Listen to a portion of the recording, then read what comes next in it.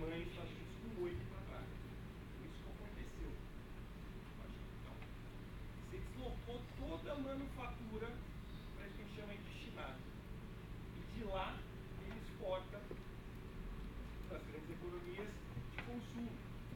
Europa Ocidental e Estados Unidos. É lógico que a Alemanha, mas a Alemanha é um caso à parte.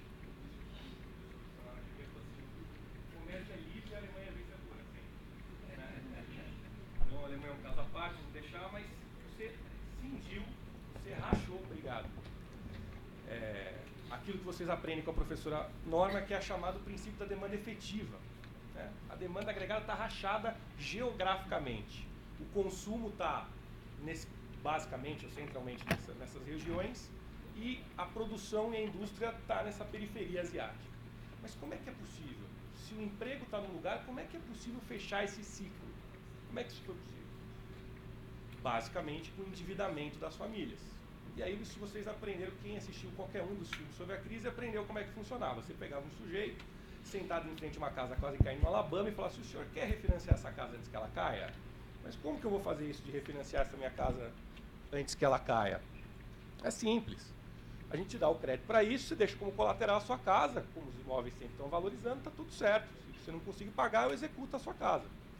Mas como é que os bancos faziam isso? O banco não era um banco. Era um vendedor de hipoteca que não tinha nenhum tipo de remuneração associada a se ficaria a pagar o financiamento ou não. Ele ganhava mais quanto mais hipotecas ele vendesse.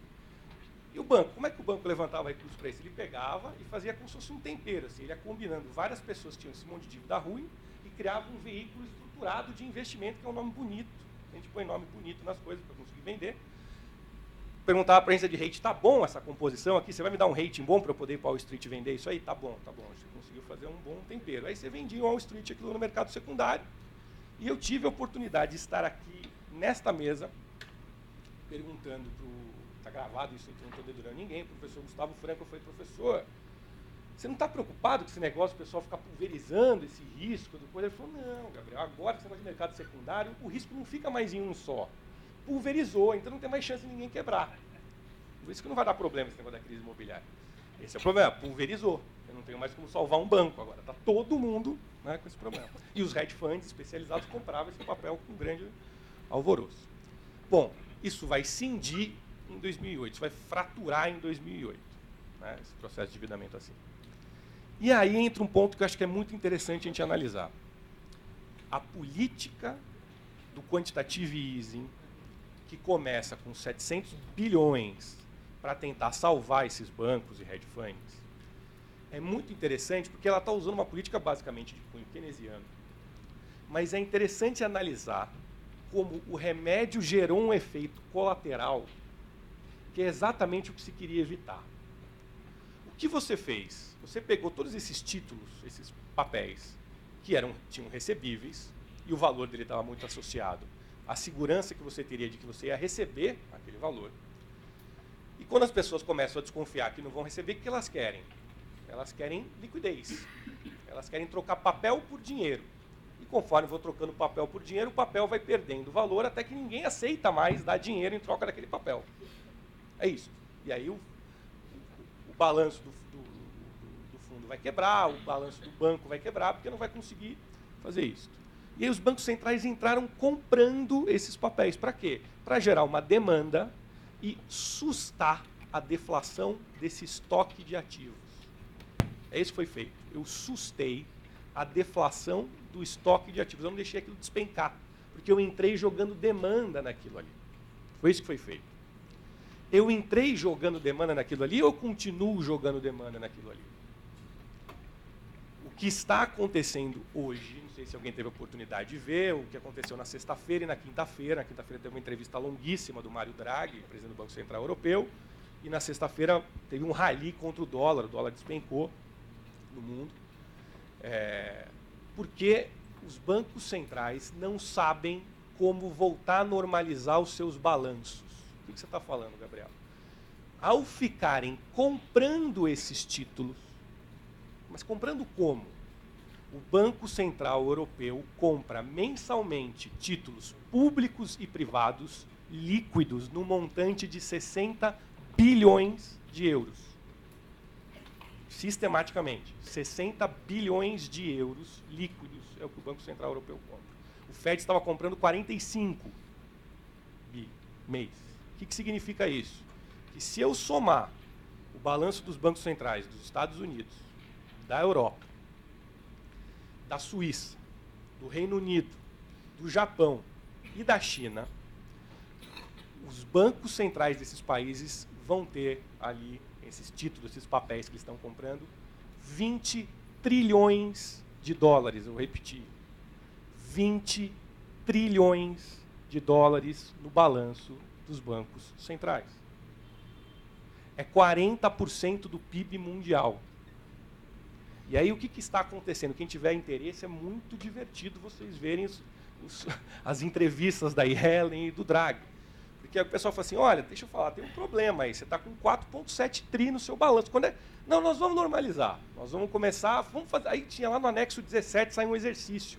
Se a gente parar de comprar mais ou menos 6 bi por mês de título público e 4 de privado, em 20 anos, mais ou menos, sei o que, vai cair para 1,7 tri. O mercado já desespera. Fala, você vai empurrar em mim esse título? Você vai subir taxa de juros e empurrar título em mim? Nossa, tá maluco, não tem? Aí, não, era só um exercício. Eu estava fazendo só um exercício, era só para ver como é que poderia ser uma possibilidade. Então, hoje, vocês não estão assistindo nenhum tipo de restrição do ponto de vista internacional, nenhum tipo de restrição do ponto de vista cambial, porque o que os mercados estão apostando, a gente chama de dove, né? Ou seja, os bancos centrais vão ficar mansos, não vão normalizar os seus bancos centrais, os seus balanços. E aí já tem gente muito preocupada, a própria Yellen é das mais preocupadas, o Greenspan disse recentemente, falou, nós estamos inflando uma outra bolha, que não é uma bolha na Bolsa, é uma bolha no balanço dos bancos e no balanço dos fundos, porque o valor desses títulos não é o valor de verdade, ele está sendo sustentado através da compra sistemática dos bancos centrais, desses papéis. O Krugman está chamando de uma economia diabética, eu preciso dar insulina cada vez em doses maiores para isso aqui ficar funcionando. Mas o ponto é, se isso sustou a deflação de ativos, isto não retomou o crescimento. Isso não gerou a retomada. Porque, ao mesmo tempo que eu fiz isso para evitar uma corrida pela liquidez, que era a venda de papéis, ao sustar o valor da deflação dos ativos, eu estimulei a preferência pela liquidez. O que as empresas e os bancos passaram a fazer é recomprar ações e permanecer em ativos cada vez mais líquidos, dado que eles não perderam valor. Então aquela riqueza necrosou ali, empoçou. Eu salvei o estoque, mas não dei fluxo. Eu salvei o estoque, mas não dei fluxo. O Piketty fez um estudo interessantíssimo sobre isso, mostrando que a gente atingiu os maiores níveis desde o século XIX em relação à riqueza velha. E a riqueza velha, para pegar um termo, né, riqueza morta, trabalho morto, da sua maneira mais estéril, porque não é nem máquina. É simplesmente um capital fictício ali, líquido, que está no balanço. É um capital fictício líquido, que não gera qualquer tipo de perspectiva de emprego. Por isso que, na entrevista na quinta-feira com o Draghi, é dito, mas vocês vão continuar com isso? Ele falou assim, a minha única meta é de inflação. E eu tenho um leque enorme ainda do ponto de vista de desemprego aqui na Europa. Não está fechando o leque. O hiato de desemprego não está fechando. Eu não vejo uma pressão inflacionária duradoura aqui. Então, eu vou continuar com o quantitative easing, está funcionando super bem, o pessoal da Goldman está adorando, eu vou continuar fazendo e não vou mudar. Então, como é que num cenário único, isso é ímpar na história do país, o rapaz escreveu sobre câmbio, é uma coisa ímpar, a gente ter um cenário que nós temos dívida líquida externa negativa, com as reservas internacionais que nós temos, e com a abundância de liquidez internacional, como é que a gente conseguiu proporcionar uma crise dessa dimensão? Dito isso, eu vou tentar desdobrar um pouquinho, passando um pouquinho pelos pontos que o Pedro colocou aqui, mas eu acho que tem uma coisa interessante para a gente dizer sobre teoria sobre isso. No debate brasileiro, talvez vocês tenham acompanhado, eu também me engalfinhei nesse debate aí, sobre a questão de que talvez a teoria monetária convencional não desse mais conta de explicar as coisas como antes. Por quê? Porque vocês todos foram treinados a entender que se por acaso alguém estivesse comprando 60 bilhões por mês de títulos e injetando essa quantidade de liquidez na economia, devia acontecer um negócio chamado inflação. Mas não teve inflação. Não é isso que todo mundo dizia? Imagina se você jogar 60 bi, eu estou jogando 45, 20 tri de dólar jogado assim. Mas não gerou inflação. Não gerou inflação porque o mundo não é o mundo do Friedman e também não é, isso é importante dizer, a professora Norma está aqui, que foi quem me ensinou, não é o mundo da SLM. Não é o mundo da síntese neoclássica. Nosso amigo Hicks. E por isso que um dos primeiros, fala mais perto? Tá. Um dos primeiros a escrever sobre esse tema, dizendo que a teoria quantitativa da moeda teria perdido a sua capacidade explicativa, falou assim, não, a do Keynes também não serve, porque o Keynes também é um quantitativista. Está escrito lá no texto do André, que, com todo respeito ao André, é muito melhor do que os que estão aí hoje falando. Mas o André vai dizer ali, olha, o André Rezende, também não é o Keynes, porque o Keynes é um quantitativista. É lógico, se você estudou Keynes achando que SLM é Keynes, você acha que o Keynes é um quantitativista. Você não entendeu que a transição entre poupança e investimento não é deste jeito, pass-through. Tem obstáculos lá no meio, entre poupança e investimento. Nem sempre a poupança vira investimento do jeito que você gostaria. O cara pode preferir ficar no refúgio pela liquidez. Né? E é isso que está faltando ali. Mas o grau de doideira que deu no pessoal que não teve essa capacidade de estudar moeda, aliás, o André chega uma hora que reconhece, ele fala, o problema é que talvez nós não tenhamos uma teoria monetária. É verdade. Vocês não têm mesmo. Porque tem 3 caras que entenderam moeda no mundo. Keynes, Marx e Schumpeter. O resto não tem teoria monetária. A verdade é essa. Moeda é qualquer coisa, banana, é qualquer outra coisa. Então, se você não tiver uma teoria monetária, você não vai conseguir entender. E aí vai chegar no neo-fischerianismo, né? Ou seja, inverteu agora. Na verdade, quando eu subo a taxa de juros, é porque vai ter mais inflação. Porque como o agente racional antecipa os movimentos, ele já está vendo. Então, inverteu a lógica. Quando sobe juros, é que vai ter mais inflação. É entender o que significa a moeda. Se você não entender que isso é uma economia monetária da produção, todo o resto é besteira. O importante é moeda. Entender o papel da moeda nesta economia e nesta sociedade. Associado a isso, o Pedro já falou bastante de como, já de partir de 2012, 2013, esse ciclo de consumo mundial vai arrefecendo, a gente perde o sopro de cauda das commodities, o ciclo de consumo doméstico também, a gente tinha que ter trocado, para ficar num termo furtadiano, o polo dinâmico da economia, né? Não fizemos isso. Tem um gráfico que depois eu posso mostrar para vocês, não vou interromper agora, vou ficar passando, mas a partir de 2012 tem um gráfico que você consegue analisar a formação bruta de capital fixo e desembolso do BNDES, começa a despencar o desembolso do BNDES e a formação bruta de capital fixo vai junto, por questões óbvias. O BNDES não foi inventado por um louco estatizante, muito pelo contrário. O BNDES foi inventado porque você tinha um problema, e ainda tem, de financiamento a longo prazo. Ele veio para resolver um problema prático. Não existe... Falaram, vamos fazer o crowding out do BNDES, que o mercado financeiro vai fazer o crowding in. Cadê? Cadê o mercado financeiro fazendo o crowding in? Quem apareceu para financiar aquilo que o BNDES financiava até agora? Quem apareceu? Então, o BNDES existe. O que a gente pode dizer, com razão, e os próprios técnicos do BNDES dizem isso, talvez o BNDES tenha sido procíclico errado 2 vezes. Foi procíclico naquele momento, talvez não precisasse ter sido tão procíclico, e está sendo procíclico agora de novo, que sumiu de vez.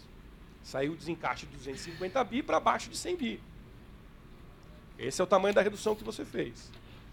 Simultaneamente você faz isso.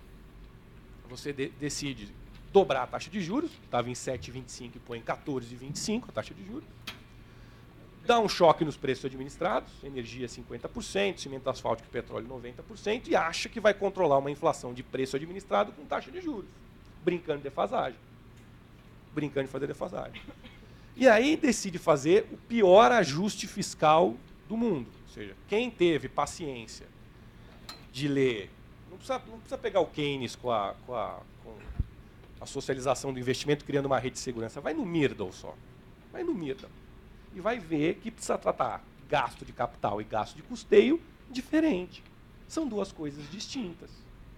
Se eu faço uma linha burra, como eu fiz com a PEC, o que vai acontecer, a gente escreveu lá atrás, todo mundo sabia, não é porque a gente é esperto não, todo mundo sabia, o que vai acontecer? O custeio vai continuar crescendo, acima do PIB, acima da inflação. E o investimento? O investimento é a tal da despesa discricionária, que é a variável de ajuste. O que você fez no ajuste? Piorou a qualidade do gasto, que já era horrível no país. O investimento público, que era 2%, foi para 0,8% do PIB, no momento de crise. É isso que você fez. Você cortou 70% do Minha Casa Minha Vida, cortou 48% do PAC, no meio da crise. Enquanto isso, você distribui cargo, faz reajuste, né, é isso que você foi fazendo. Então, deteriorou completamente a qualidade do gasto público. Recuo com o BNDES, sem investimento público, taxa de juros mais alta. E a pessoa fala assim, poxa, quem diria, a economia caiu 8%. Mesmo sem jogar um sujeito do 15º andar, fala, pô, ele morreu, né? Eu dobrei a taxa de juros, cortei todo o investimento público, tirei o BNDES da jogada. O que vocês esperavam que fosse acontecer com a economia? O que se esperava que fosse acontecer com a economia? Agora, para ser mais radical aqui e enfatizar, o quão não vale nada a teoria econômica que é escrita nos jornais de grande circulação e comentada na grande mídia, vocês passaram anos escutando o seguinte: se não fizer o ajuste fiscal e não acabar com esse déficit primário, o país vai quebrar. Vai quebrar o país. Tem que fazer rápido, senão não recupera a economia. O único problema do país é que o país é uma dona de casa que gasta mais do que ganha. Todo dia vocês escutam a Miriam Leitão, a Renata Lopretti falar isso. Todo dia. Todo dia. Esse é o único problema do país. Eu quero dizer para vocês que de 2014 para cá, o déficit primário só fez crescer. E não é pouco, é muito cresceu. É muito, triplicou. O déficit primário só fez crescer e o risco país, não sei se vocês viram essa semana, bateu o investment grade de novo. Nós estamos com a mínima de CDS, de Credit Default Swap, dos últimos 5 anos aí. O câmbio continua apreciando. A Bolsa bateu o recorde hoje de novo. Voltou à sua máxima. A taxa de juros que tinha que aumentar, porque senão a inflação ia sair do controle, ia voltar o dragão da inflação. Não ia voltar o dragão da inflação? A inflação está em 2. E está em 2 porque teve o imposto em cima da gasolina. Se não tivesse em cima da gasolina o 2, estava quanto, Rê? O IGP está negativo, está deflação. Mataram a vaca para curar o carrapato. Mataram a vaca para curar o carrapato. Então a taxa de juros continua caindo. Porque você não podia derrubar a taxa de juros com déficit fiscal, não era isso? Num cenário de déficit fiscal, o mercado não ia te pedir taxa de juros mais altas, porque você podia quebrar. Quebrar num país que tem... Gente, é simples assim, ó, tem um nome que chama risco soberano. Por que chama risco soberano?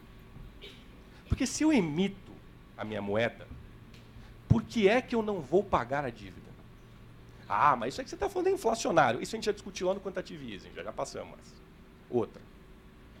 Você só quebra um país se você tiver dívida numa moeda que você não emite.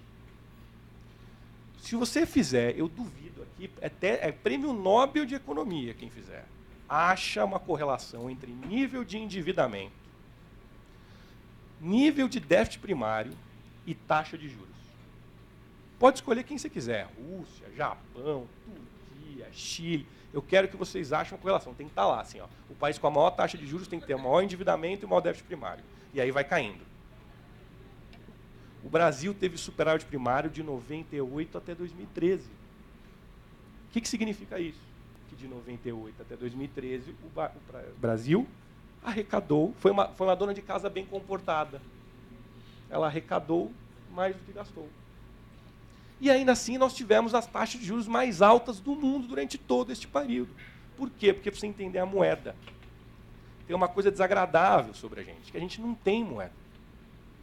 Outro dia falaram para assim, a Alemanha exportando tudo isso aí, está cheia de reserva. Eu falei, não está. Porque a Alemanha não faz reserva. Porque o cara que exporta na Alemanha não tem que passar pelo Banco Central. Ele pega e liquida o meio de exportação dele em euro mesmo, porque euro é moeda. Só que se você descer com R$1 lá em Frankfurt e decidir comprar um cachorro-quente, você vai preso. Porque R$1 não é moeda. E aí, se você tem uma moeda volátil como o Brasil tem, flutuante, com uma taxa de juros como nós temos, com a liberdade que você dá para o movimento de capitais, é isso que você vai ter. É esse cenário que nós vamos ter. Para fechar aqui e voltar para a questão inicial, sobre a China, que fez uma inserção muito diferente, o Danny Roderick, que é um professor que eu gosto muito de Harvard, falou o seguinte, que um aluno dele chinês, uma vez estava comentando sobre a forma como que a China se inseriu na globalização. Ela falou que ele fez isso, a globalização, foi como uma janela que eles abriram para o mundo, mas eles colocaram uma tela para permitir o ar entrar, mas deixar os mosquitos fora. Nós aqui decidimos fazer de política econômica aquilo que mais agrada ao paladar dos mosquitos e moscas. É isso que nós fizemos. Vou parar por aqui e deixar para a gente debater. Valeu, gente. Obrigado.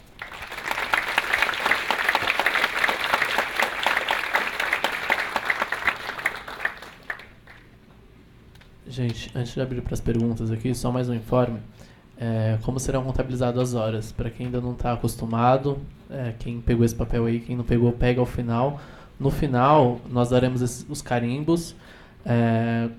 Tendo 4 carimbos, quantas horas vocês terão? 13, 12? Não, 25 horas. Certeza que foi alguém da escola de Campinas que elaborou isso aqui. Está meio inflacionado isso aqui, mas são 25 horas. E as demais atividades serão correlacionadas a esse valor aí. E aberto para perguntas. Bloco de 3. 4. Então, alguém tem dúvidas? Crítica, atacar o Pedro aqui.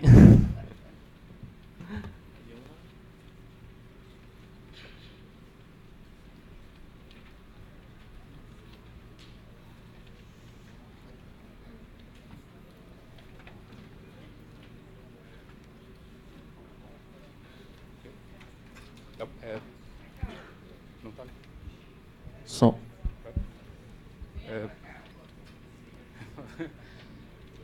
Boa noite a todos. Gostaria de fazer a pergunta para o professor Pedro. Paulo Henrique, eu não sou aqui da casa, mas sigo a casa porque sou um pesquisador heterodoxo em economia e respeito bastante a produção daqui. Obrigado. Pedro, quando você falou lá da questão de que eles perderam a mão quando eles fizeram o receituário excessivamente ortodoxo, quando a gente vê o professor, nem vou usar esse nome, professor, o José Márcio Camargo, num debate com José Luiz Fiore, na PUC do Rio, falando que a gente vai colocar o teto de gastos, ninguém vai entender o que é essa coisa que está passando, a gente vai passar e daí vai ficar a merda, falou com uma expressão até um pouco pior, para os outros, para a esquerda ou os outros resolver isso. Depois, a gente vai apresentar a proposta da a reforma da Previdência e a reforma trabalhista. E daí, tipo, deixa o desemprego chegar nos 17%. Ele fala assim. Não foi erro de mão. Eles fizeram isso premeditadamente. Isso daí, e, assim, a gente sabe que esse cara, esse sujeito, esse economista, ele tem um acesso facilitado ali no Ministério da Fazenda. Então, assim, eu acredito que a nossa postura contra os pesquisadores progressistas é denunciar, assim, não tem boi mais para Samuel Pessoa, para José Márcio Camargo, não tem, os caras, não dá mais para aguentar a argumentação deles. E a gente tem que partir mais para essa radicalização. Nesse sentido, eu ia perguntar para você, a questão assim, hoje em dia está surgindo, o pessoal que está entrando na academia agora vai provavelmente ter mais contato com isso, uma série de abordagens de novas teorias monetárias, novas teorias do circuito monetário, a teoria da moeda moderna, e todos esses mecanismos. E eu sou, por exemplo, um pesquisador que me interesso muito, por isso acho que é um mecanismo de combater a austeridade também, usar as ferramentas a partir das ideias teóricas dessas novas abordagens. Mas aí eu tenho ainda um gap na análise, que é a questão de como isso vai impactar no câmbio. Você talvez publicou em língua portuguesa o melhor livro a respeito disso na atualidade. Então, o que a gente pode estar ainda no campo das ideias para fazer um embate ideológico e político, mas essas novas abordagens ela podem contribuir para a gente formular novas políticas públicas, de usar uma finanças públicas mais funcionais ao desenvolvimento econômico, que promova o pleno emprego de fato, mas você consegue já estar trabalhando, ou você conseguiria dizer para a gente uma linha de pesquisa que a gente pode ir trabalhando para ver como que articular esse novo programa de pesquisa econômica das novas abordagens monetárias com a abordagem e tentar tratar qual que seria o impacto do uso de ferramentas inspiradas nessas novas abordagens no mercado cambial, que é o grande mecanismo que eles usam contra a gente porque qualquer impacto, por causa da liberdade do nosso mercado cambial, eles acabam atacando nossa moeda e acaba de formas diversas impactando na inflação de custos da economia nacional e consegue fazer com que aquela narrativa da inflação de demanda, de forma abstrata, soe racional para os ouvidos descuidados. Então, nesse sentido que eu gostaria de fazer essa pergunta. Obrigado. Mais alguém?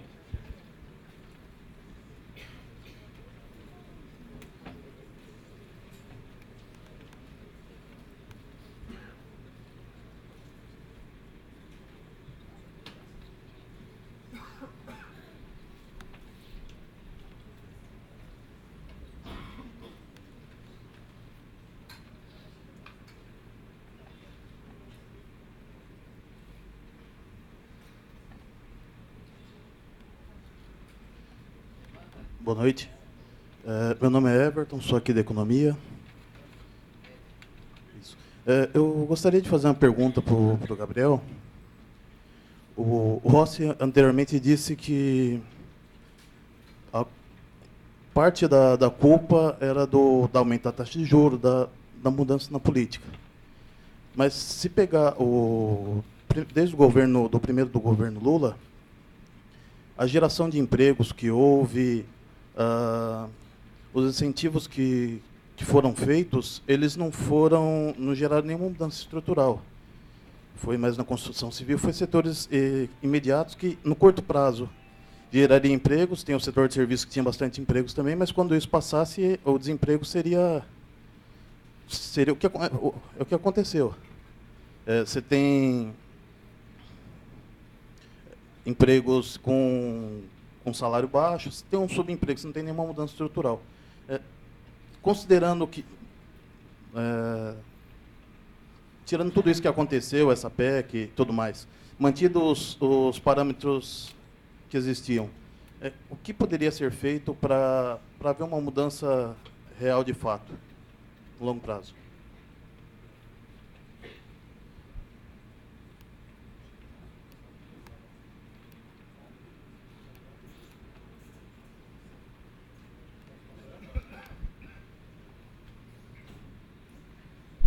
Bom, obrigado pela pergunta, Paulo Henrique.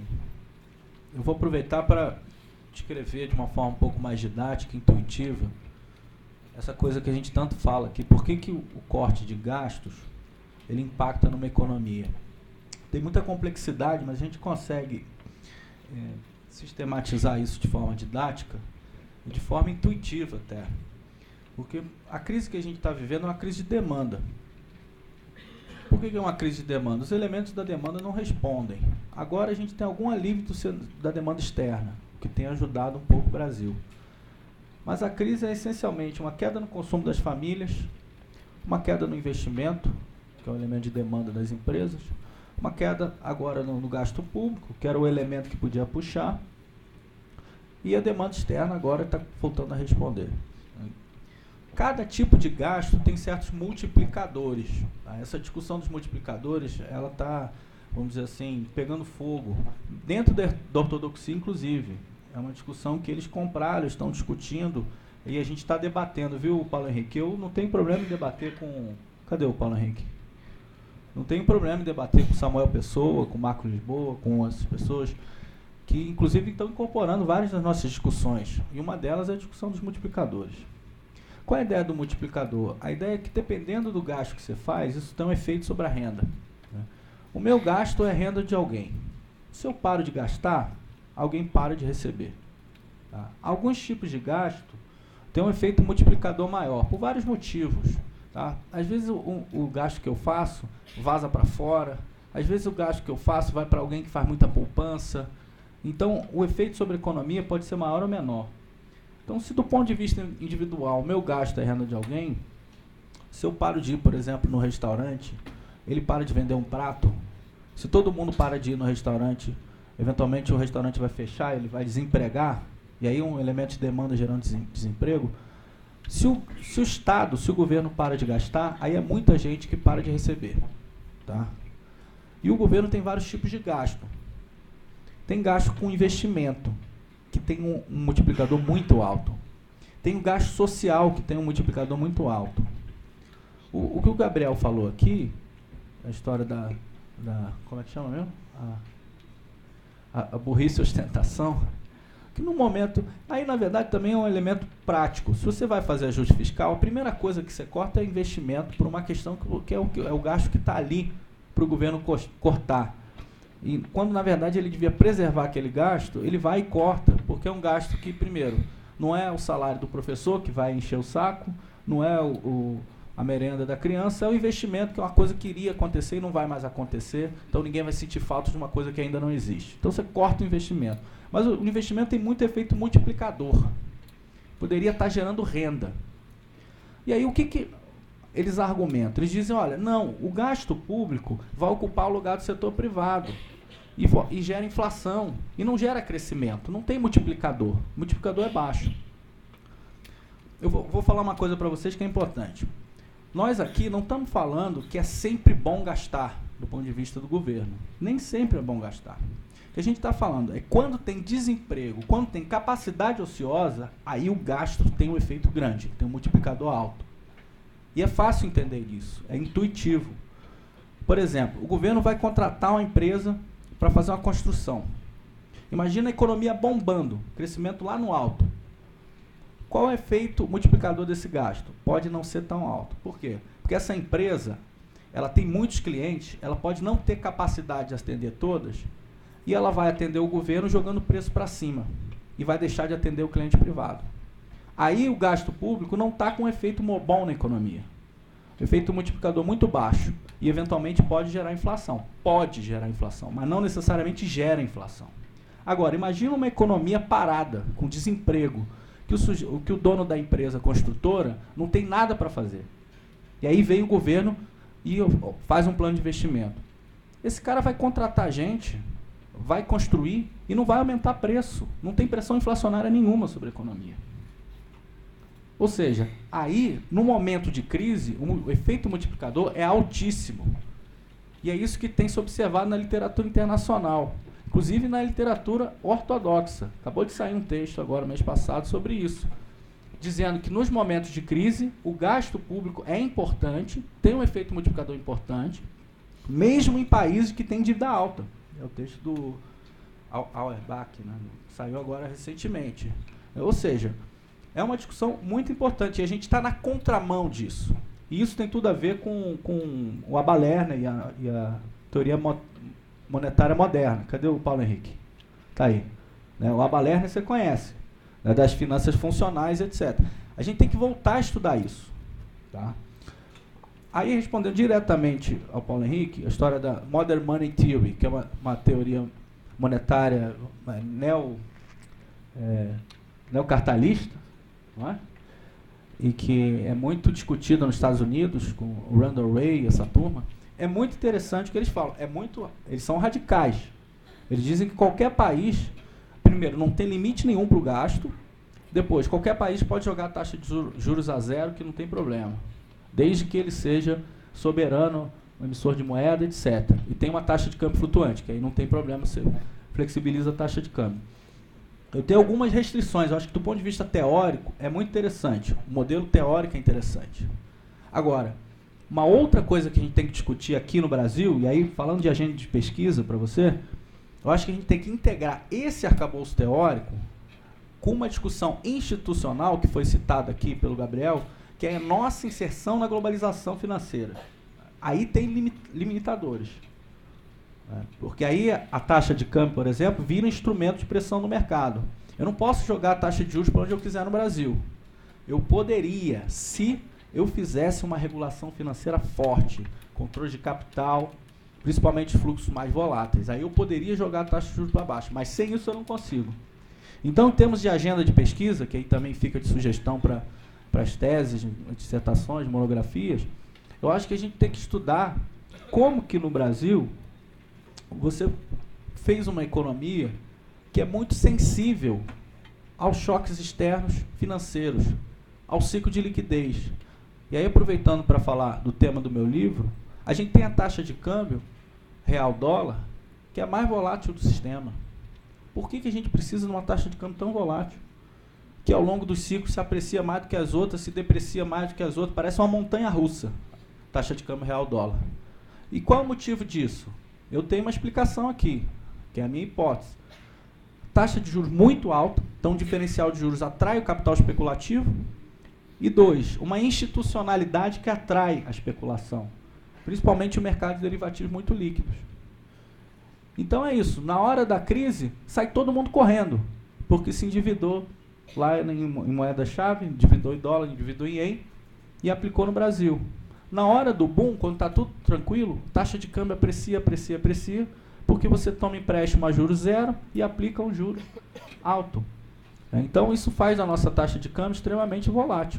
Então a gente tem que voltar a discutir a institucionalidade, aí casar com a teoria deles, que é uma teoria, do ponto de vista teórico, faz muito sentido para mim, mas não é qualquer institucionalidade que cabe. Então a gente tem que ter a originalidade de colar a teoria que está sendo feita lá fora com os aspectos que nos condicionam do nosso desenvolvimento, que é um desenvolvimento periférico e subordinado.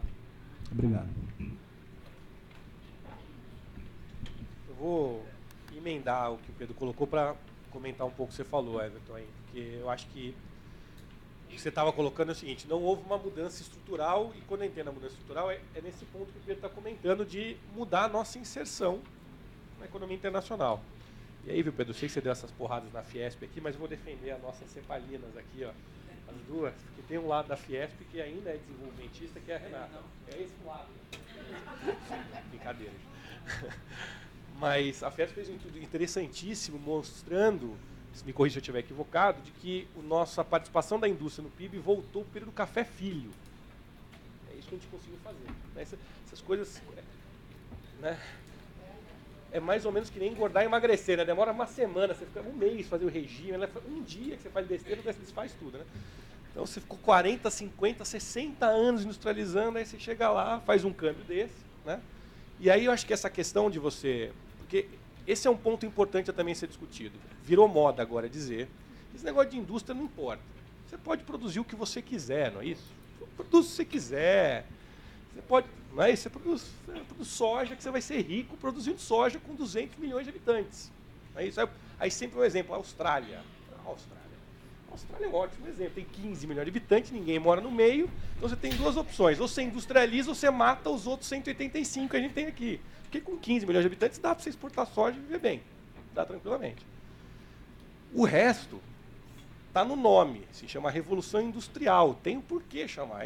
Foi um negócio importante esse negócio de Revolução Industrial. Foi importante. E aí, nesse negócio importante de Revolução Industrial, tem um negócio que é muito importante, que é o tal do câmbio. Dia 8, agora, a FMI soltou um estudo dizendo assim, você chegou a ver esse estudo maravilhoso.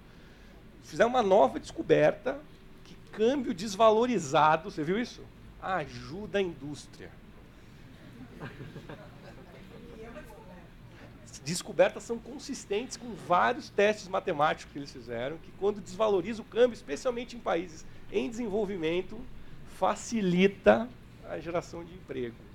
É uma coisa interessante que o FMI descobriu.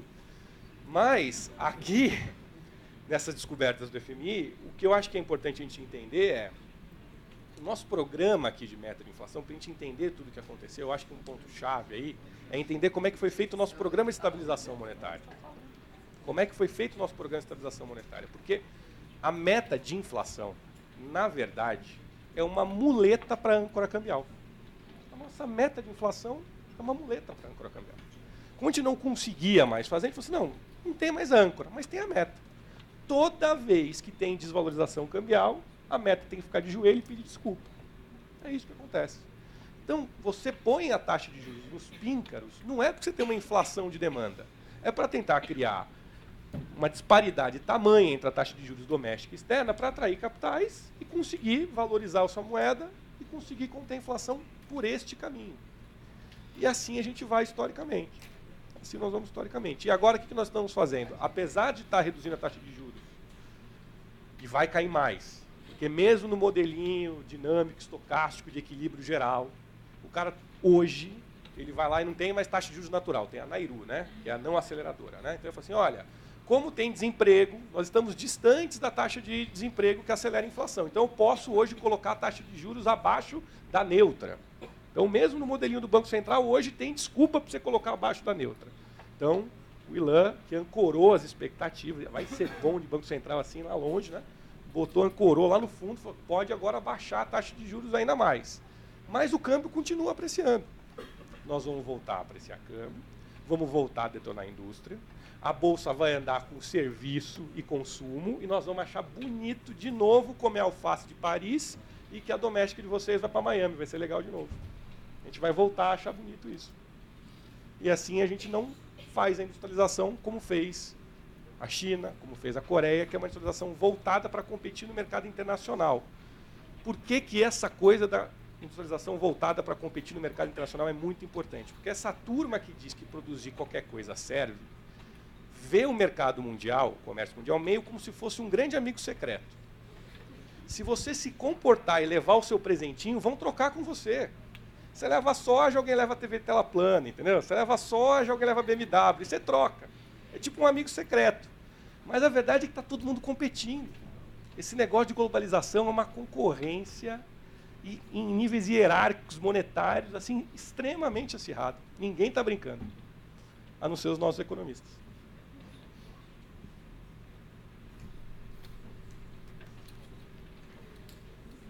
Abrir para a segunda rodada de debate agora. Calma, gente, um de cada vez. Nenhum professor da casa.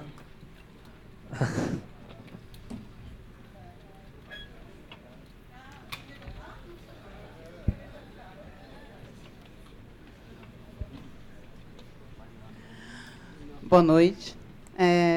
Eu queria, na verdade, fazer uma pergunta, porque é algo que eu acho que tem angustiado bastante os alunos, né? Então, acho que é algo que valeria ouvir um comentário de vocês, né? E aí, obviamente, a pergunta é para os dois.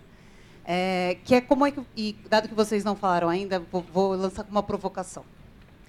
Como é que vocês relacionam a crise política com a crise econômica, né? Porque uma coisa que eu ouço repetidamente por parte dos alunos é até que ponto a gente deveria fazer esse tipo de separação, né? Pensar a crise política como algo separado da crise econômica.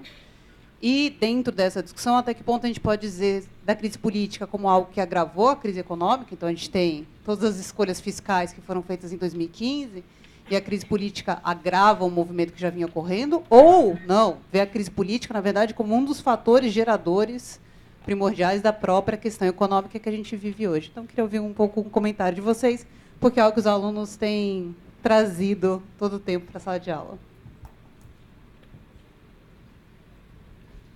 Sou o Claudemir, também no departamento. Eu queria uma opinião da mesa. Por que a ortodoxia ela é tão forte e tão hegemônica? Se vocês acreditam que futuramente isso vai... Está todo mundo lutando para isso, mas alguma perspectiva no final do túnel, ou se pelo menos tem túnel, né? Para a gente olhar.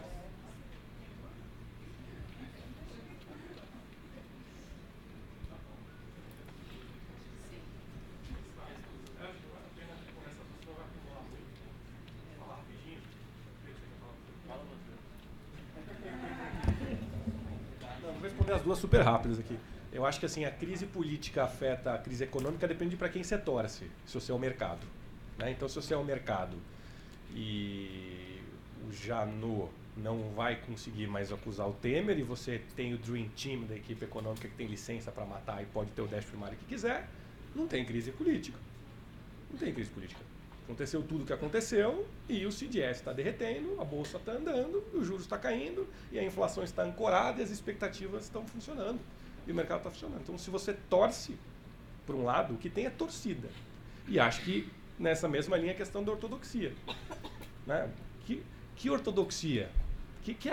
Vai lá ver nos números se teve ajuste fiscal de verdade. Vai ver o que aconteceu com as despesas.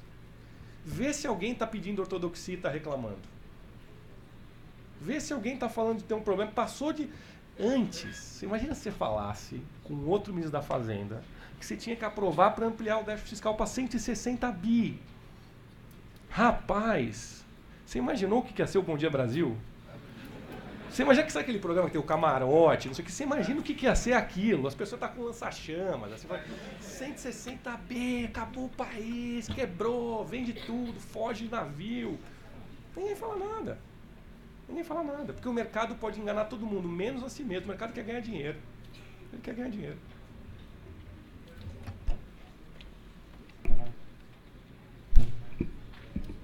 O Gabriel respondeu de uma forma tão sintética e direta as perguntas de que eu estou vendo que eu não tenho essa capacidade. Tenho que fazer uma digressão aqui, quase uma palestra nova. Mas eu vou tentar aqui e aproveitando para agradecer a todos os professores da casa que estão aqui. É um prazer, uma honra estar aqui diante de vocês. Bom, eu acho que o que o Gabriel falou é verdade, né? O mercado, ele torce. Né? O mercado, ele tem lado. Então, se as coisas estão indo na direção dele, ele está achando bom. Né? Agora, a crise política também tem reflexos, né? Por exemplo, o que está acontecendo no Brasil é uma desconstrução institucional. As instituições estão brigando uma com as outras e brigando entre elas e dentro delas. Né? O judiciário brigando com o judiciário, que está brigando com o executivo, que está brigando com o legislativo, e um tenta puxar o tapete do outro e não tem mais limite. Né? O que está acontecendo no Brasil não tem mais limite. A democracia está passando longe. E evidentemente que, por exemplo, as escolhas fiscais estão condicionadas com esse jogo de barganha que está acontecendo. Então o gasto público está sendo condicionado por isso. E a Lava Jato, por sua vez, que é uma parte da crise política, tem impactos econômicos que são impactos importantes. Então isso também, vamos dizer assim, alimenta a crise. Eu não estou aqui dizendo que não tem que fazer combate à corrupção. Estou dizendo que tem que separar o que é combater a corrupção do que é construir um setor por completo, como é o caso do setor de construção civil, que está aí aberto para os chineses também. Não sei, imagino que você... Então, eu acho que tem essa relação, mas o Gabriel sistematizou de um jeito muito bom. Não tem crise política para quem tá ganhando dinheiro, que acha que o governo está na direção correta. E aí a gente entra na questão da ortodoxia. Né? De fato, num momento de crise, você abre mão de algumas convicções, etc., mas a direção que a gente está tomando é uma direção dos valores ortodoxos, do neoliberalismo, um choque de neoliberalismo no Brasil. Para falar essa palavra que é muito mal definida, que é o neoliberalismo. Mas eu acho que a ortodoxia, e aí tem toda a discussão de por que a gente aprende esse tipo de economia, não aprende outro tipo de economia, por que a ortodoxia é hegemônica na academia. Na minha visão, a economia, ela necessariamente é uma ciência que parte de princípios que são princípios morais e tem ideologia na base da economia. É só a gente pensar em princípios básicos que estão atrás de vários dos modelos que estão aí na praça. Que é, por exemplo, que o individualismo é uma virtude social. Porque isso foi falado lá atrás pelos grandes autores de economia política. Né? E isso está posto. Em compensação, tem outros que vão dizer outras coisas. Ou seja, a gente está vivendo um momento que, ao meu ver, é um momento contraditório, porque a crise dos valores neoliberais, isso se manifesta de várias formas, mas ao mesmo tempo é um reforço dos valores neoliberais. Ou seja, que no mundo está todo mundo insatisfeito com o sistema, com essa concorrência desmedida, com a desigualdade, etc. O Trump é um reflexo disso, não é? A Le Pen é um reflexo disso. O Brexit é um reflexo disso. Há uma insatisfação generalizada de um sistema que chegou a um certo esgotamento. Ninguém mais aguenta essa coisa desses valores que é a competição, o individualismo exacerbado entre as pessoas. E cada um por si. Ninguém mais aguenta isso. Mas também não tem nada propositivo para substituir isso. Até tem soluções autoritárias, soluções desmedidas. No Brasil tem um fenômeno disso, que a gente vê que é o Bolsonaro. Há uma certa insatisfação com as coisas. E aí você adota soluções nos extremos, a polarização. É isso que eu estou dizendo. Mas, em última instância, se eu fosse tão breve e sucinto como o Gabriel, eu diria que, no fundo, a ciência econômica neoclássica, em última instância, vai defender a desigualdade de renda como um motor importante. Então, vai fazer com que uma pessoa mais rica durma tranquila no travesseiro. Se eu disser que não, a desigualdade de renda é uma coisa natural e ela faz mover o sistema. Eu não estou dizendo que está errado falar isso, eu estou dizendo que isso interessa muita gente. Interessa muita gente justificar um salário que é 100 vezes, 1000 vezes maior do que de um salário mínimo, de um assalariado. Em compensação, é chato ficar ouvindo aqueles caras que falam que não, o mercado ele não está precificando corretamente as coisas. Não necessariamente o mercado precifica corretamente. Não necessariamente o mercado te dá o que você merece. É por isso que você precisa do Estado democrático para regular as relações econômicas. E quanto mais democrático, melhor. Mas as pessoas não gostam de ouvir isso. Tem que deixar o mercado escolher. E aí tem toda uma teoria que justifica, e que é a teoria que tem mais aceitação, mais sucesso, mais dinheiro por trás. Eu não sei se eu respondi a sua pergunta. Obrigado. Bom, eu agora vou fazer também uma pergunta. Eu queria ouvir dos dois, do Pedro e do Gabriel. Nós falamos aqui, quer dizer, eles falaram, a gente ouve, né? Os meus alunos certamente já ouviram a gente falando sobre isso, sobre a questão do segundo governo da Dilma, do choque fiscal, do choque monetário, cambial e do choque dos preços administrados, enfim, uma série de políticas, né, que vem depois de um volume fantástico de recursos para subsídios, para fiscais e tudo isso, né? A impressão que eu tenho é que ela errou a mão mesmo, porque talvez se tivesse partido, assim como também o problema do quantitative easing também, quer dizer, Krugman já estava falando que era preferível uma intervenção de uma outra maneira. Quer dizer, nós temos alguns neoclássicos que falam as coisas de uma maneira... Tem vários tons também, tá certo? Quer dizer, senão a gente põe tudo na mesma, né? Tem tons aí diferentes, até porque o bom senso prevaleceu um pouco, né? Mas o que eu acho que nós fizemos agora e que está acontecendo com esse choque, com o desmonte do Temer, é que nós fizemos um choque brutal que está no alicerce do desenvolvimento da economia brasileira, que é um choque de concentração de renda. Uma taxa de desemprego assustadora, salário real em queda. Então, é claro que nós estamos aí, certamente, com a concentração de renda absurda, porque a massa de salário real descambou na economia brasileira. Então, novamente, quer dizer, o patamar distributivo desce de uma maneira bastante significativa, talvez por isso esteja ancorado essa ideia nos seus dados de que qualquer crescimento, essa coisa que está, digamos, chegamos no fundo do poço, a coisinha pequena que, né, nós vamos crescer, nós estamos aí com um PIB per capita da ordem, acho que menos de $9 mil, em torno disso, tá certo? Com essa queda de 7,4%.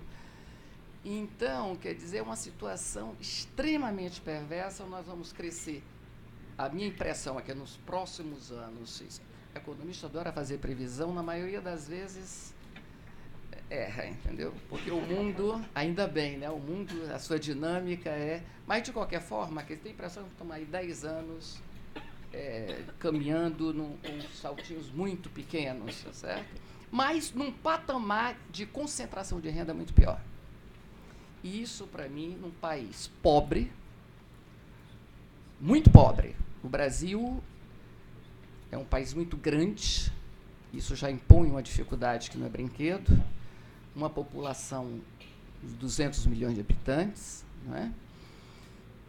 E agora numa base estrutural já consolidada de brutal concentração de renda. Quer dizer, então nós voltamos uma situação para nós, numa renda per capita dessa magnitude, se nos países desenvolvidos, porque está desindustrializando também lá a participação da indústria no PIB também, que tá bom, mas lá você tem uma renda per capita de entre 50 a 60 mil dólares. Aqui, numa renda per capita, voltamos para trás, ficamos mais pobres, não é? Portanto, em torno de 9 mil dólares. Quer dizer, uma situação extremamente perversa. E eu queria ouvir um pouco vocês sobre isso. Quer dizer, nós estamos realmente voltando, se nós tivéssemos que falar uma linha não só keynesiana ou neoclássica, mas também marxista, né, eu tenho a impressão de que cada vez nós nos afastamos mais daquilo que o Marx chamava do modo de produção especificamente capitalista.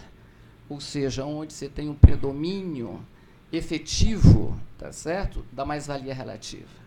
Quer dizer, aqui o capital não brinca. No mundo inteiro ele não brinca. Mas aqui, realmente, agora, quer dizer, a questão essencial, para mim, é a base que já foi feita, essas reformas todas serão feitas, poderão ser feitas, mas o mercado já fez a reforma essencial, a concentração. O desemprego, a queda do salário real e a concentração de renda.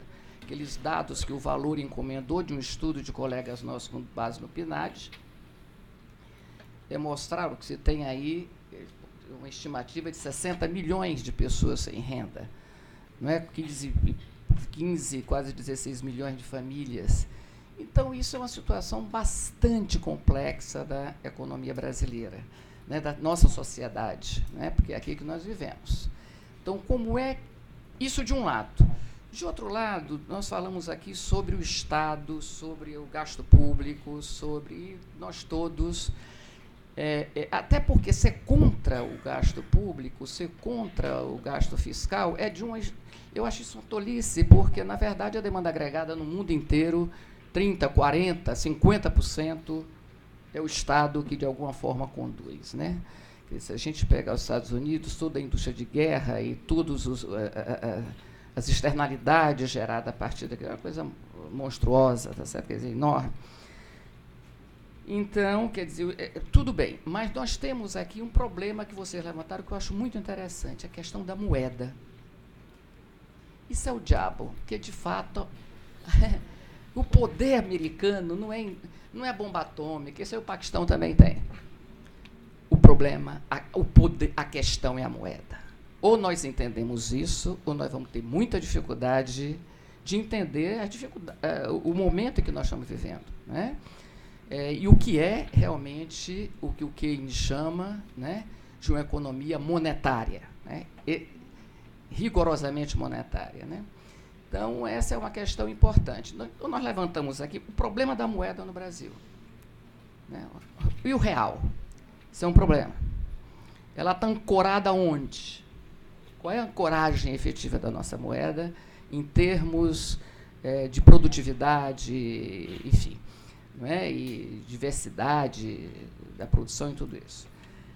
E uma outra coisa também é a capacidade de financiamento. Tem um livro da Lydia Goldenstein, que nós já discutia longamente nos anos 70, foi minha colega, foi essa questão do financiamento da economia brasileira. Quer dizer, a dificuldade da capacidade de financiamento da economia brasileira. Eu queria ouvir vocês um pouco sobre isso, sobre a questão da concentração de renda, do ajuste que já foi feito para valer. Agora eles querem solidificar.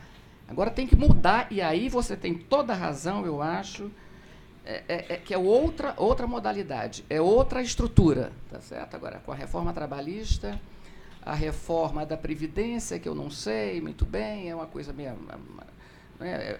Eu acho curiosíssimo essa história da... Claro que temos que pensar, porque estruturalmente a população está envelhecendo, isso é um dado, mas ela não envelheceu em 2015 e não tinha déficit. Então, quer dizer, é curioso a gente ver isso daí. Quer dizer, então, o Estado ele tem que ver como é que ele vai lidar com essas condições. Embora essa questão previdenciária é uma questão do sistema capitalista, porque as pessoas envelhecem, a produtividade cresce na área da saúde, na área médica, é uma das áreas de mais maior produtividade, tá certo? Junto com a indústria bélica, no mundo, é a segunda maior do PIB americano, né? A área da saúde. Então, nós vamos ficando tudo mais velhinho e vamos ficando sem emprego e querendo que a gente não possa ter aposentadoria. Um conflito dentro do sistema permanente, né? Quer dizer, mas, enfim, deu problema, quer dizer, como é que, então, o Estado vai lidar, e aí discutir com a população como é que ele vai lidar, então, com essa questão para daqui a X anos, quer dizer. Então, tudo isso tem que ser pensado, mas não da forma como foi. Daí, 45 anos para se aposentar. Minha empregada me disse, olha, dona Norma, eu já sei que eu não vou me aposentar. Quer dizer, isso é de uma crueldade com a pessoa que trabalha desde 6 anos de idade, né? 8 anos pela casa dos outros e tudo, é de uma crueldade muito grande. De qualquer forma, quer dizer, como é que vocês veem isso? A concentração de renda, o chão que nós estamos agora, novamente concentrado. Parece a coisa do século XIX. É assim que eu estou vendo. Quer dizer, volta a crescer numa estrutura concentrada brutal. E a questão da capacidade de financiamento para o gasto que nós tanto queremos. Como é que a gente faz fluir essa discussão que, sobre a capacidade de financiamento, para mim, ficou parada há várias décadas. Tá certo? É uma discussão profunda sobre essa questão. Tá? É só isso. Falou primeiro, Pedrinho, falou você.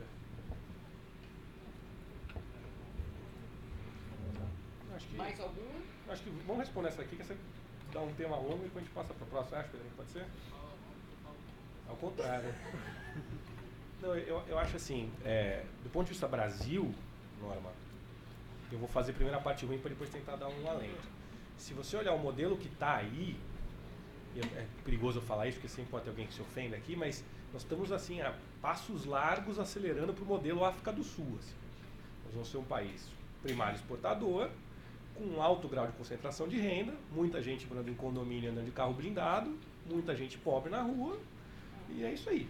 Esse é o modelo que está colocado hoje. Nós reprimarizamos, nós tínhamos o parque industrial mais denso e diversificado da periferia do sistema da economia capitalista e reprimarizamos essa economia e decidimos que pode produzir qualquer coisa que é legal e vamos viver de serviço e produzir soja. Então eu acho que o modelo que está colocado aí hoje é este. A notícia boa... Gabriel, mas viver de serviço é um problema. Porque vai ser tudo está tudo automatizado. Quer dizer, mas aí eu vou chegar a automação... na indústria. Aí eu vou chegar na indústria, porque o serviço, na verdade, depende da indústria. Você não tem serviço se você não tiver indústria. Mesmo porque você está numa fase pós-industrialização, não, você está na fase da hiperindustrialização. Porque indústria não é uma chaminé. Indústria é um modo de produção. Indústria é um modo de produção. E aí o ponto positivo que eu queria dizer para vocês é: as coisas não vão ficar assim, porque vocês vão ter a sorte de assistir um dos períodos mais interessantes e misteriosos da história da economia mundial. Porque olha o que está acontecendo no mundo. O mundo inteiro está com taxas de juros baixíssimas. Os bancos centrais estão com seus balanços entupidos. Os governos não estão conseguindo fazer políticas anticíclicas normais para conseguir retomar suas economias, porque estão metabolizando esse monte de papéis que eles compraram para salvar a economia mundial de uma crise. Simultaneamente a isso, num cenário de juros, que o juro sumiu, que o FMI chama de novo normal, os chineses chamam de novo medíocre, né? O BIS também está alertando para isso, o Stiglitz alerta para isso, que, olha, eu acho que a economia não vai voltar a ter aquele dinamismo que tinha antes. Ficou nisso daqui. Somado a esse fato que a taxa de juros está baixa e não está empurrando a economia, nós temos esse problema da Revolução Industrial 4.0, que a gente chama, que é essa questão justamente da automação, que é um problema do desemprego estrutural. É o desemprego estrutural. A Forbes, não foi a carta maior, nem caros amigos, alertou que 47% dos empregos americanos estão ameaçados, vão ser substituídos por máquinas. A gente chegou a escrever sobre isso, das dark factories, né? A Siemens tem fábricas sem lâmpadas, porque não tem gente, então não precisa de lâmpada. E aí começa uma discussão que é interessantíssima quando junta as duas coisas, que é, bom, se eu não tenho geração de emprego, como é que eu fecho o circuito da renda? Até esse dia a gente fez uma brincadeira, a gente colocou no meio do valor de uma matéria uma citação do Grundrisse, onde o Marx está dizendo ali que para cada empresário o trabalhador aparece como custo. Então ele quer reduzir o salário dele o máximo, mas se ele fizer isso com todos, ele rebaixa o coisa. Colocamos que tinha sido um filósofo alemão. Todo mundo no mercado pensando, que legal esse filósofo alemão aí que vocês falaram. Quem que é? Eu falei, é o Kant, é o Hegel, para cada um falavam, não contava quem era.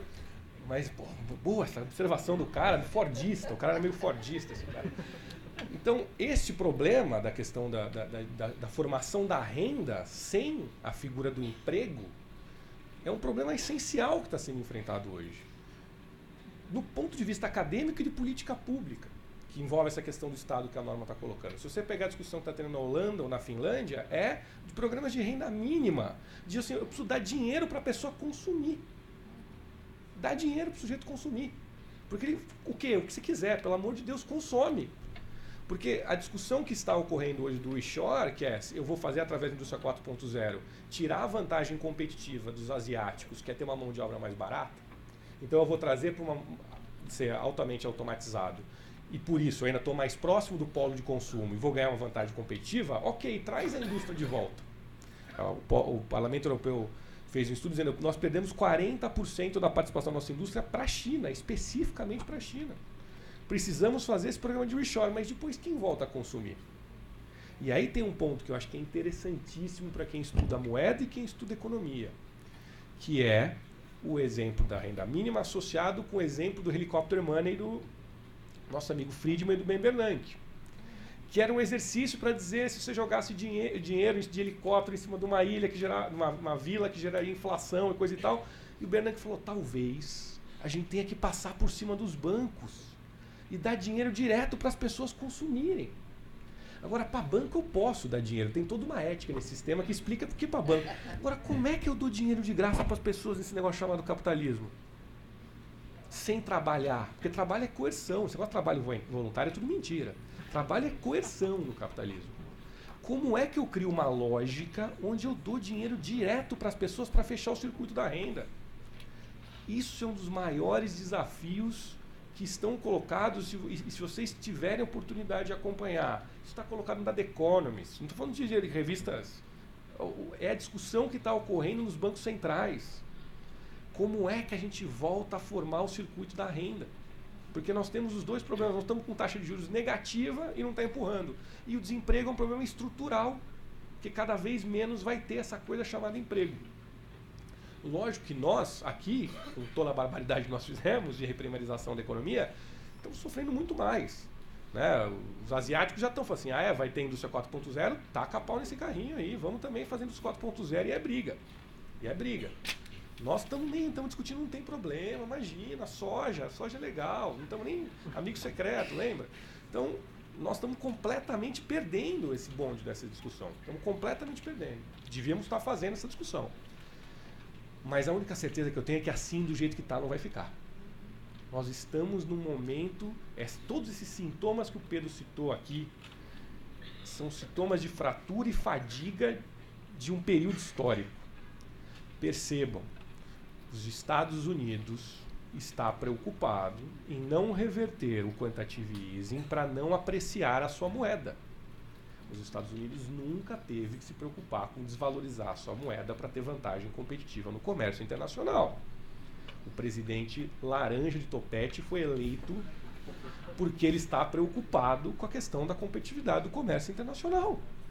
É isso. As pessoas falam assim, não, esses caras roubaram meu emprego. Eu quero meu emprego industrial de volta lá em Ohio, o cara está falando. Eu quero ter de novo isso. Então você chegou num grau de complexidade, acho eu, que não existe mais possibilidade de uma solução unilateral. do ponto de vista de política econômica. Aquilo que o Volcker fez nos anos 70, final dos anos 70, início dos anos 80, eu acho que não existe mais essa possibilidade de se achar uma solução. E acho que a grande contradição que nós vamos ter que enfrentar, e é super utópico aqui, agora quase John Lennon aqui o negócio, mas que é, nós temos economias globais, o Streeck falou isso, o Wolfgang Streeck falou isso, assim, antes os países tinham mercados, hoje os mercados têm países.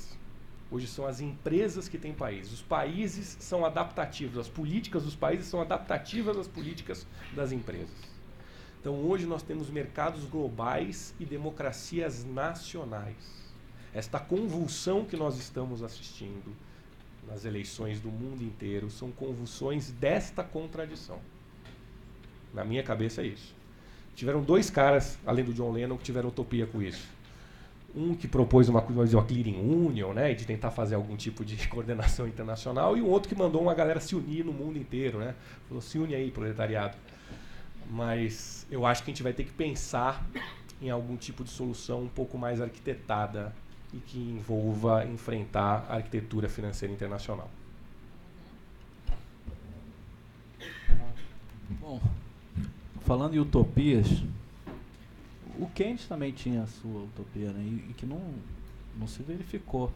Aquela coisa da possibilidade econômica dos nossos netos.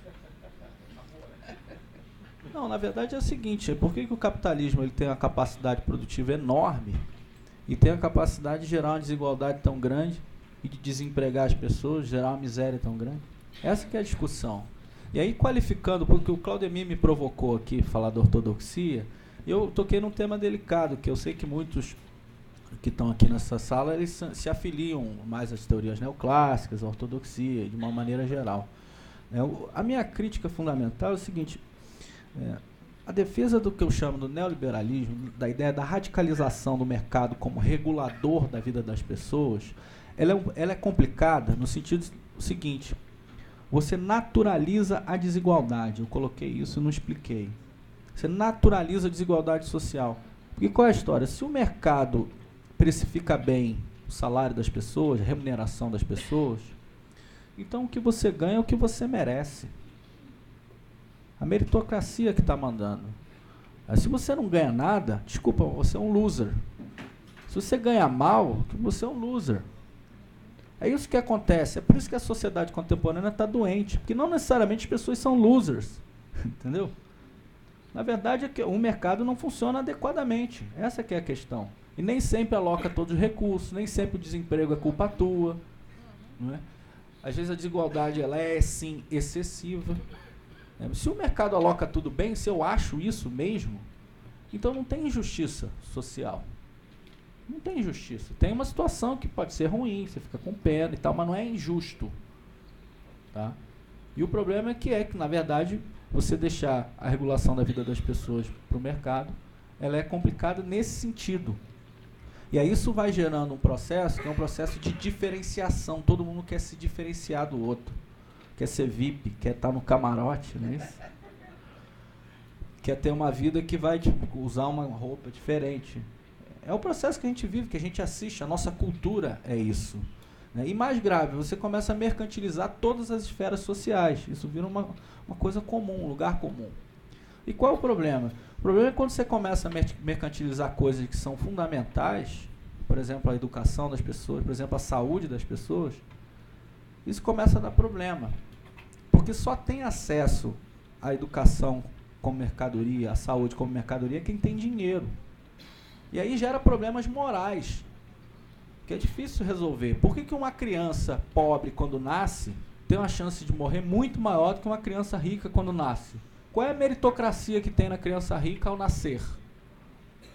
Ou é justo porque os pais têm méritos maiores de conseguir uma fortuna, um dinheiro? Isso é uma questão moral, não é uma questão moral? Mas será que do ponto de vista econômico a gente não pode dar soluções para isso? É por isso que, na verdade, o que a gente está vivendo é uma crise desse sistema, na minha opinião. E que é preciso travar isso. Como trava isso? Você pode travar isso por vários caminhos. Mas é preciso avançar, né, com a regulação de bens que são fundamentais. para a vida das pessoas. Eu, particularmente, sou a favor da saúde pública universal para todo mundo. Mas, na medida que tem um sistema privado de saúde, e esse sistema vai fazendo lobby, vai avançando, isso vai se deteriorando. É o que está acontecendo no Brasil. Os planos de saúde estão lucrando com isso. Quem que ganha com o teto de gastos? Quem que ganha com o teto de gastos? Quem que ganha com as privatizações? Ganha quem está disputando com o governo uma parte do mercado que estaria dando lucro para essas empresas. O caso dos planos de saúde, o caso das grandes multinacionais da educação e vários outros casos. Então, no fundo, o que a gente está vendo no Brasil é a vitória desses grandes grupos. Agora, aí entrando na pergunta da Norma, eu acho que isso não vai se sustentar. Aí, para a gente chegar em algum otimismo aqui. Esse novo arranjo que está posto, primeiro, dificilmente vai gerar um crescimento sustentado, tá? Porque o crescimento brasileiro sempre foi posto com o mercado interno. Então, o Gabriel falou que salário, gente, não é só custo, salário também é demanda. E demanda é importante para uma sociedade como a sociedade brasileira, que tem um mercado interno enorme. A gente nunca cresceu puxado somente pelas exportações. Esse não é a característica brasileira, que marca o crescimento brasileiro. Então, um sistema concentrador de renda no Brasil dificilmente vai gerar crescimento sustentado. A gente vai depender do setor externo. Tá? E depois, a gente está se desfazendo dos instrumentos capazes de gerar crescimento, ou pelo menos de responder aos ciclos econômicos. A gente respondeu o ciclo econômico com a crise de 2008, a gente respondeu com o BNDES, respondeu com o Banco Público entrando com política fiscal. Se a gente não tiver política fiscal, não tiver mais Banco Público, não tiver mais BNDES, não tiver mais nada, não responde. Aí acentua o ciclo. Então, dificilmente, isso vai sustentar. E depois que isso vai gerar uma crise social tão grande, que eu acho que aí a gente vai ter que rever qual que é o arranjo que a gente quer. Crise social no sentido mais profundo da palavra. Porque o que a gente fala muito de austeridade, corte de gasto e tal. Eu tenho conversado com muita gente sobre isso, com vários movimentos sociais de várias áreas. Pessoal da área de saúde, pessoal da área de educação, pessoal da área de direitos humanos. O que eu tenho visto, o que eles me relatam, é o efeito da austeridade na ponta. É a mãe que leva o filho na escola e não consegue matricular a criança. É a população de rua aumentando, e isso é visível para todos nós. É o problema da segurança que aumenta. Essa sociedade que a gente vai querer, a gente vai insistir numa desigualdade maior, num sistema mais individualista, mais regulado pelo mercado, que deixe as pessoas à margem disso tudo? Eu acho que não. Eu acho que esse caminho ele não é um caminho factível. Qualquer pessoa razoável vai ver que a gente foi longe demais. E da mesma forma como esse processo teve uma velocidade muito grande, é possível dar direções para transformar isso, né? E, no fundo, a gente tem que parar com essa história, aquela coisa, a solução para tudo é o ajuste fiscal, né? Tem gente que fala, está com inflação, o que faz? Ajuste fiscal. Está com câmbio, está apreciado, como é que faz? Ajuste fiscal, que aí gera poupança, unha encravada. Ajuste fiscal. Balanço de pagamento, está com problema. Faz um ajuste fiscal. A espécie de posto Ipiranga da economia é o ajuste fiscal. Você resolve tudo com ajuste fiscal. A gente chegou agora a essa situação com esse discurso, que é predominante já desde muito tempo. Eu acho que a gente tem que mudar o disco e começar a enxergar as coisas de uma maneira diferente. Inclusive usando a literatura ortodoxa, que está falando sobre a questão fiscal de uma maneira diferente. Os nossos ortodoxos são muito defasados. Agora que eles pegaram os textos sobre multiplicador para começar a discutir. E a gente quer discutir, não é, Gabriel? Eu acho ótimo discutir, eu já discuti com vários deles, com o Ilan, com o Samuel, com o Marcos Lisboa. Eu acho que isso é saudável. Enquanto isso estiver acontecendo, a gente também não vai estar tão ruim. E no momento que eles excluírem a gente completamente, que o Gabriel perder a coluna no valor, aí a coisa vai ficar feia, né? Obrigado. Bom, gente, mais alguma pergunta? Duas? Felipe, eu sou graduando aqui da casa. Aqui, ó. Sou pequeno mesmo. Em parte já foi respondida, mas eu queria saber qual a opinião de vocês sobre as políticas econômicas voltadas para a educação nos últimos períodos, e principalmente a educação superior, que foi voltada basicamente para crescimento da área privada da educação, e que agora está, de uma maneira diferente, está se consolidando o fim da política de universidade pública. No Rio de Janeiro já começou a acontecer e provavelmente nos próximos anos vai se estender para o resto do país. E como vocês veem a entrada, ontem saiu um texto no Valor, sobre a entrada desses grupos de educação multinacionais na educação básica já estão começando a olhar para a educação básica para privatizar a educação básica. Eu queria saber qual a opinião de vocês sobre isso.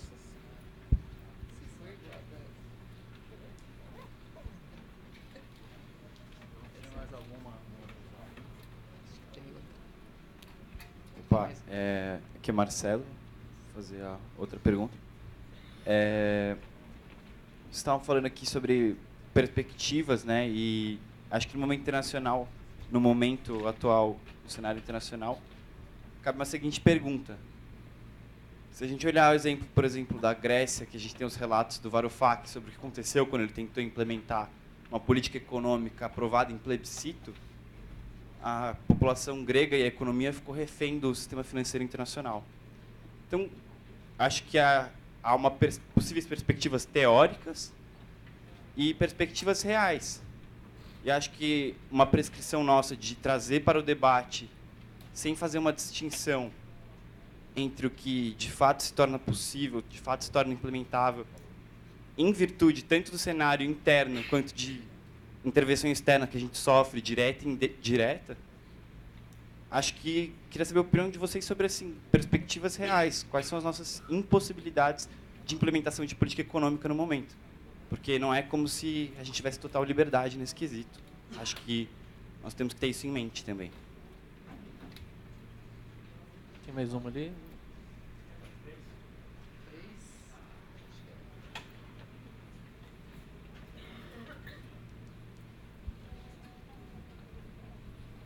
Boa noite. Minha pergunta vem do lado fiscal. Eu lembro que você falou, quando você estava fazendo a sua palestra, aliás, parabéns, muito bom. Gostei de tudo, até a parte que você falou da parte fiscal, que o governo é como se fosse uma dona de casa que teria que sempre, que a gente ouve que sempre o governo tem que gastar menos do que arrecada. E isso, na verdade, não seria uma verdade, porque desde 2012 ele gasta mais que arrecada e o CDS vem caindo e a taxa de câmbio vem caindo, etc. e tal. É verdade, parcialmente, eu concordo com isso, mas o CDS vem caindo, mas a gente está com 181 de CDS, mas ainda assim acima de Rússia, Turquia, que não são investment grades, a gente também não é. A gente está acima de Colômbia, que é investment grade, está a 100. A gente está próximo de Argentina, que é 220, 230, e não é nenhum patamar para ninguém. A gente passou a PEC dos gastos agora em dezembro, e isso foi um avanço, mas isso vai basicamente piorar demais a nossa relação aí com base em investimentos, porque você vai basicamente viver de gastos discricionários, até se isso não for feito reformas daqui para frente. Isso significa que em 2020, se a gente não fizer as reformas que a gente tem que fazer, a gente vai estar olhando aí para uma dívida PIB por volta de 100%. E esse nível de câmbio que a gente está vendo de 3,08, 3,10, 3,20, que é o que ele está oscilando nos últimos 3, 4 meses, esse CDS por volta de 180, essa balança comercial, que vai bater recorde, e esse FDI que a gente tem, que basicamente ele por causa dessa liquidez enorme que a gente vem falando nessa palestra a noite inteira, isso não vai se sustentar e a gente não vai conseguir encontrar financiadores para os nossos títulos, e aí a gente talvez tenha um problema sério de quebrar em 2020. Eu queria que você falasse um pouquinho dessa parte fiscal que a gente tanto debateu aqui, até com base nesse exemplo que o nosso amigo levantou aqui da parte do Rio de Janeiro, que vai ter que privatizar as partes de escola, etc. e tal. Queria que vocês falassem um pouquinho disso, por favor.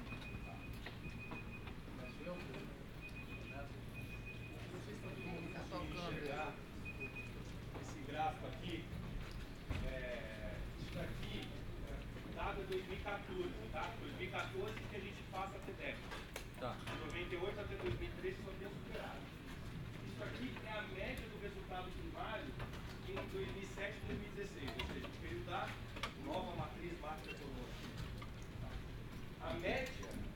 Japão, o resultado primário, é um déficit de -6. Dos Estados Unidos é -4. Da Espanha, -4 qualquer coisa, e assim te vai. Aí você pode falar, mas são países que têm desenvolvidos, né? Aí você tem Índia, Grécia, México, China, Rússia. Aí quando você põe todos esses países, por incrível que pareça, de 2007 a 2016, o Brasil é o país que tem o melhor resultado em média superávit primário. O melhor de todos entre 2007 e 2016 foi o Brasil.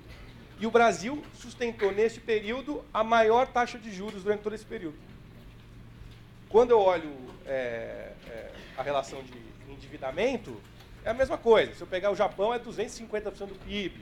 Se eu pegar os Estados Unidos, é mais de 100% do PIB. Né? Porque, para mim, o motivo real do juros ser alto não é a relação dívida-PIB. Porque o CDS está despencando agora. Quando a Dilma estava prestes a cair, estava lá em cima. Estava super alto. É agora que ele está despencando e cada vez que o Janot se complica em acusar o Temer, é mais. Isso está muito relacionado a isso. Cada notícia que tem, o Janot não tem mais bambu, não tem mais flecha. Dá-lhe CDS. Dá-lhe CDS. Então, quando eu olho isso está muito mais associado ao fato que existe uma equipe econômica. E se botar em 80, 90, eu não estou vendo o pessoal assustado com isso. 2, a relação dívida-PIB de 98 a 2013 continuou crescendo. E aí tem 2 pontos que são muito importantes de analisar. Primeiro, o denominador.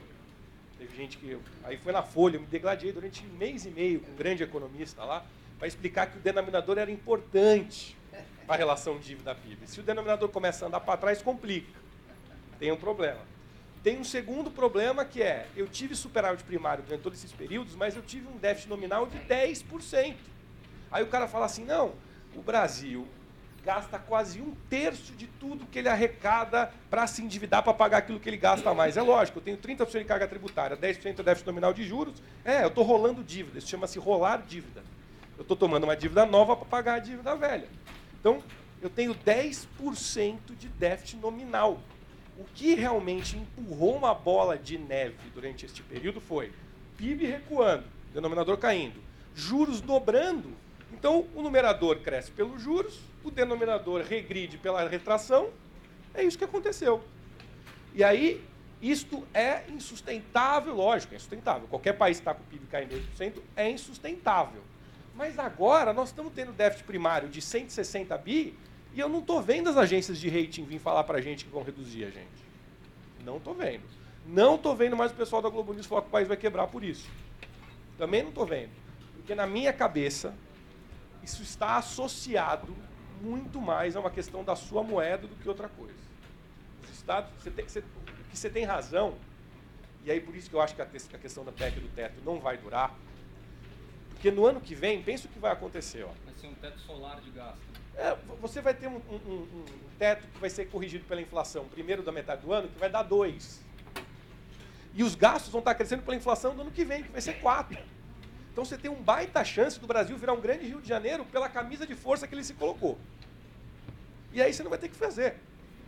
Você fala pro Diogo, o Diogo fala para você, fala assim, ferrou, a reforma da Previdência, a Previdência vai engolir toda a minha despesa aqui, eu não vou conseguir fazer mais nada. Então não vai pegar porque não vai dar para praticar isso aí, não vai dar para praticar. Mas você tem razão num ponto, que é o que o Pedro colocou aqui, talvez ao ser um pouco enfático aqui, a gente pode passar uma ideia, quer dizer que vale tudo, então, sai gastando mesmo e dane-se. Não, não é isso. Especialmente em investimento, quando a gente analisa, porque muita gente fala assim, o Brasil gasta 2% de investimento em infraestrutura do PIB. O país médio dos emergentes é 4%, e a China gasta 8%. A gente gasta mal pra caramba. Porque você gasta 2%, mas vai ver metade são essas vigas que você vê lá na Roberto Marinho, que não está passando nada ali. Entendeu? Então, tem que gastar e gastar bem, com o efeito multiplicador correto, se possível priorizando o transporte público em vez do transporte individual, né? Se possível com matriz energética limpa. Então, essas coisas você está corretíssimo nisso. Eu só discordo que seja a trajetória dívida PIB por causa do déficit primário que estava provocando um juros mais alto. Porque agora o déficit primário só cresceu. Está claro que o ajuste não deu certo. Para mim está claro que o ajuste não deu certo. E ninguém está chiando, está falando, tudo bem, esses caras têm licença para matar. Então, para mim, é um pouco dessa sensação. para voltar no tema Varoufakis, quem foi que falou do Varoufakis aí? Varoufakis, rapaz, é meu ídolo. Aí nessa minha conversa aqui que eu falei para vocês da coisa da utopia, o Varoufakis foi o cara que falou o seguinte, olha, eu não posso ter um partido trabalhista grego, eu tenho que ter um partido trabalhista europeu. Ele percebeu, ele falou, tem um problema, não adianta eu falar por uma questão de democracia aqui, porque o negócio é global, meus credores são globais, a minha moeda quem decide não sou eu, é a tal da Alemanha. Então, é isso. Dentro da ideia que você colocou do que é possível e o que não é possível, se você for ver, ele está sendo um baita utópico, mas está implementando a utopia dele. Eu gosto muito do Varoufakis e acho que está num caminho que é isso mesmo que tem que ser discutido. E quanto à educação, eu não vou me meter a falar aqui de educação porque eu não sou especialista na área, a única coisa que vale a pena dizer é o Gometti fez um estudo muito interessante no IPE, mostrando como a maior parte do ajuste recaiu sobre educação e infraestrutura. Ou seja, as duas coisas principais que você gostaria de investir para o país voltar a crescer foi o que você decidiu ajustar. O primeiro ponto é esse, cortar. Foi quem mais sofreu. Agora, tem um segundo ponto que é importante, educação é super importante, estou aqui na PUC, poxa, super fundamental. Agora, tem uma coisa que sempre me preocupa, que é a teoria do capital humano. A gente teve nos anos 90 a história do engenheiro que virou suco. Não sei se você lembra dessa história. O cara foi lá, estudou doutorado em engenharia, não tem empresa para trabalhar, o cara foi fazer suco. Hoje nós estamos na fase dos engenheiros que viraram Uber. Então, não adianta se abrir pós-graduação, doutorado, não sei o quê, se não tiver emprego para o sujeito. O cara fica com uma informação excelente, maravilhosa, fala 3 línguas, não sei o quê, mas e emprego? Tem que ter emprego. Se não tiver emprego, não adianta educação. Bom, começando pela discussão da educação também, concordo com o Gabriel. Tem que ter emprego e mais, emprego de qualidade em setores diversificados. Senão, para que eu vou contratar um economista se eu tenho uma economia baseada só em recursos naturais? Não precisa, né? Eu só vou ter uma diversidade de formação se eu tiver uma diversidade de estrutura produtiva. Então, se a gente especializar em produtos, recursos naturais, não precisa dessa diversidade toda. A gente pode formar só agrônomos. É o que vai bastar. O resto vai dirigir Uber. E, de fato, eu acho que tem um ataque frontal aí ao ensino superior gratuito. Tá? É a primeira coisa que vai ser cortada nos gastos. Ou seja, o teto é uma coisa que espreme gasto. O que vai cair primeiro? É ensino superior. E aí vai ter um ataque frontal. Isso já está acontecendo no Rio de Janeiro com a UERJ. Tá? É a ideia de que começa-se a privatizar a educação por cima pelo ensino superior. Tá? Ou seja, a teoria é que educação básica tudo bem, agora superior não precisa. Isso eu acho que é um erro. Qualquer país que se pretende soberano, que quer dar destino ao seu desenvolvimento, tem que ter desenvolvimento intelectual para fazer isso. Não adianta importar os quadros de fora ou mandar as pessoas para fora para aprender o que tem que fazer ou o que não tem que fazer. Eu acho importantíssima a universidade pública e gratuita. Ainda mais nos dias de hoje, que ela está cada vez mais democratizada. É um erro dizer que a universidade pública é para a elite. A universidade pública ela é fundamental. E ela entra dentro do esquema que eu estava falando, de se contrapor com essa ideia do mercado regendo as vidas das pessoas. Tá? O que acontece nessas universidades, desses grandes grupos internacionais que entraram no Brasil? Você forma gente, não é formar consciências, não é cidadão, você forma gente para o mercado. As universidades que sofrem essa pressão do mercado, no fundo elas vão formar... Quem é que está regendo, na verdade, o desenvolvimento? É a demanda do mercado ou é, digamos, a universidade que quer olhar na frente? E se a universidade quiser ser um espaço para olhar além disso e não simplesmente ficar atendendo a demanda do que precisa o mercado? Eu quero olhar o longo prazo. Eu quero um projeto do governo, por exemplo, de fazer estudos de alta tecnologia em setores diversos. E eu vou começar a formar agora esses profissionais que vão, ao longo do tempo, fazer isso. O governo não tem capacidade se não tiver universidade pública, que é o que faz a China, por exemplo. Então, a universidade pública ela está totalmente ligada a essa ideia de estratégia de desenvolvimento. Agora, se você achar que o desenvolvimento é um processo natural que o mercado que faz, aí não precisa de universidade pública. Né? O Marcelo perguntou das impossibilidades, né, que são reais, que são muitas, mas não são as mesmas da Grécia. Cadê o Marcelo? Não são as mesmas da Grécia, tá? É sempre bom lembrar que a Grécia não tem moeda. E a gente discutiu aqui um monte de como moeda é importante. E a Grécia estava submetida às instituições que estavam financiando ela, como ela não emite moeda. Então ela tem que prestar conta, aceitar as condicionalidades que foram muito pesadas, inclusive você entregar a democracia. Acabou a democracia na Grécia. Você faz plebiscito que não serve para nada, a vontade do povo não é ouvida, né? No caso brasileiro é muito diferente. As nossas impossibilidades, os nossos entraves, eles são domésticos, não são externos. A gente está vivendo a maior crise da história, isso foi ressaltado aqui, né? E não tem crise de balanço de pagamento. Não tem o FMI. Cadê o FMI na maior crise da história? Cadê o FMI? Impondo condicionalidade. O FMI ia chegar aqui e ia falar o seguinte: corta gasto, não é isso? Abre economia, privatiza. Não precisou do FMI para fazer isso. A gente fez...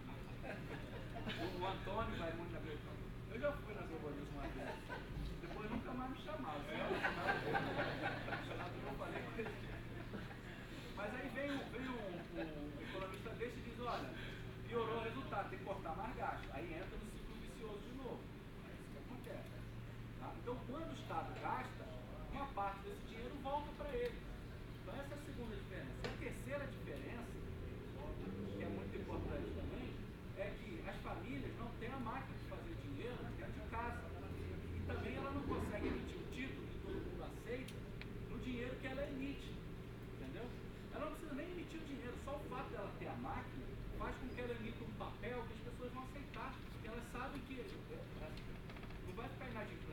simples assim. E mais do que isso, a família não define a taxa de juros que ela vai se endividar, coisa que o governo define. Ué, quem define a taxa Selic? Não é o governo ou é alguma entidade supranacional estratégica?